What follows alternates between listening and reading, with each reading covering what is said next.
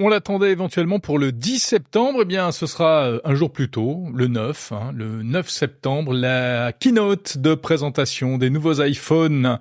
Le carton d'invitation virtuel est arrivé ce lundi dans la boîte aux lettres des journalistes, des blogueurs, des youtubeurs, de tous ceux qui ont l'habitude de suivre cet événement annuel, parce que c'est annuel. Chaque année, au mois de septembre, Apple dévoile ses nouveaux iPhones. Alors pourquoi est-ce que la date a été changée? Peut-être à cause de la campagne électorale américaine. Il y a un débat entre Donald Trump et Kamala Harris prévu le 10 septembre. Et puis peut-être aussi parce que, eh bien en fait, le 9, ça tombe pile le jour de l'anniversaire d'un produit Apple mythique, non pas l'iPhone, mais l'Apple Watch.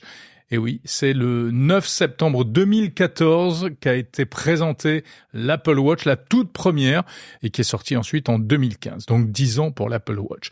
Mais on va d'abord parler d'iPhone, bien sûr. On attend l'iPhone 16 à l'occasion de cette grande présentation au Steve Jobs Theater à l'Apple Park de Cupertino.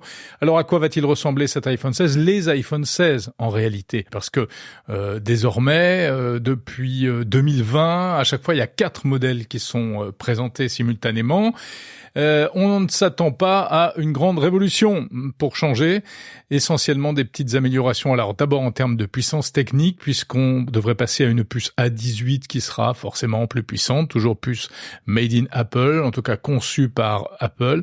Et puis surtout quelques changements apparemment en termes de design, si on en croit les rumeurs des analystes les mieux informés. Un écran plus grand, de nouveaux coloris, des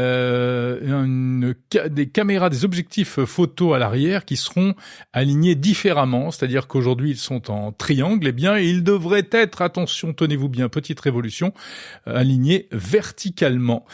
C'est peut-être pas seulement pour des questions de design, mais apparemment, ce serait mieux pour faire des vidéos spatiales, c'est-à-dire ces vidéos très immersives qu'on peut ensuite regarder dans le casque Vision Pro. D'ailleurs, d'un point de vue technique, la photo serait améliorée. Et puis, aussi peut-être, apparemment, en tout cas, une rumeur va dans ce sens-là, peut-être un nouveau bouton supplémentaire qui viendrait s'ajouter en plus du bouton action qui existe déjà. Personnellement, j'y crois pas trop parce que les boutons, on n'aime pas trop ça chez Apple et on essaie plutôt de les faire disparaître au maximum. Enfin, sait-on jamais. Et puis moi, ce bouton action, je sais pas ce que vous en pensez, mais je trouve personnellement qu'il est mal placé, il est trop haut. En tout cas, sur l'iPhone 15 Pro Max qui est très grand, donc on a du mal à l'atteindre avec le pouce. Il est censé permettre de lancer très rapidement l'appareil photo ou bien toute autre fonction puisqu'il est paramétrable. Mais moi, à chaque fois, je tombe sur le bouton d'à côté. Voilà, j'aurais préféré qu'il soit au milieu de l'appareil, sur la tranche. Voilà, donc l'invitation en question laisse entrevoir, comme d'habitude, un message un peu mystérieux. Il y a un logo, c'est le logo d'Apple dans un halo coloré avec un graphisme qui semble ressembler à celui de l'assistant Siri quand on le lance, donc un truc qui bouge dans tous les sens. Le message, c'est It's Glow Time, qu'on pourrait traduire par ça va briller, mais en français, eh bien, l'équipe comme d'Apple a traduit ça par lumière sur le futur. De quel futur s'agira-t-il? Peut-être le futur de l'intelligence artificielle. On aimerait bien. Apple Intelligence devrait arriver avec iOS 18. Mais on le sait, cette Apple Intelligence avec plein de fonctions très prometteuses ne sera pas disponible en Europe avant au moins 2025, notamment pour des questions de réglementation. C'est pas tout, puisque on l'a dit, ce 9 septembre, eh bien, c'est aussi l'anniversaire de l'Apple Watch qui fêtera ses 10 ans. Alors évidemment, Apple sera obligé de nous présenter une nouvelle Apple Watch. On parle d'un projet qui s'appellerait Apple Watch X ou 10, ça ferait un peu comme l'iPhone X. Enfin l'iPhone 10, donc ce serait Apple Watch série 10. Qu'est-ce qui changerait? Eh bien cette montre connectée serait plus mince, elle aurait un nouveau système de fixation pour les bracelets, une meilleure batterie et puis peut-être de nouveaux capteurs. Et ça c'est vrai que c'est intéressant parce que on attend Apple là-dessus. Ils avaient vraiment ouvert la voie de manière très novatrice en matière de capteurs de santé, mais il manque encore des choses qu'on commence un petit peu à voir apparaître ici ou là, notamment des capteurs de pression artérielle artificielle et de glycémie qui concerne des millions de gens dans le monde qui ont besoin de suivre ces paramètres.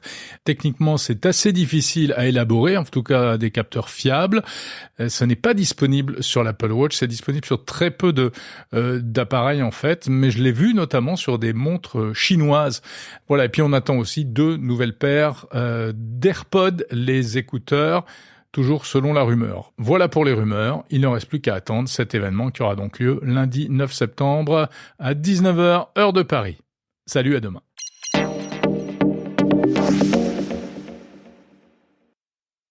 Comme des milliers d'auditeurs, vous avez apprécié cet épisode et vous souhaitez associer l'image de votre entreprise au podcast Monde Numérique, alors n'hésitez pas à nous contacter. Le podcast est un média idéal pour toucher une audience de qualité. Plusieurs formats sont possibles, spot classique, message host-read, contenu sponsorisé. Pour devenir partenaire de Monde Numérique, rien de plus simple. Rendez-vous dès à présent sur le site mondenumérique.info, rubrique Contact, et envoyez-nous un message. On a certainement plein d'idées à partager.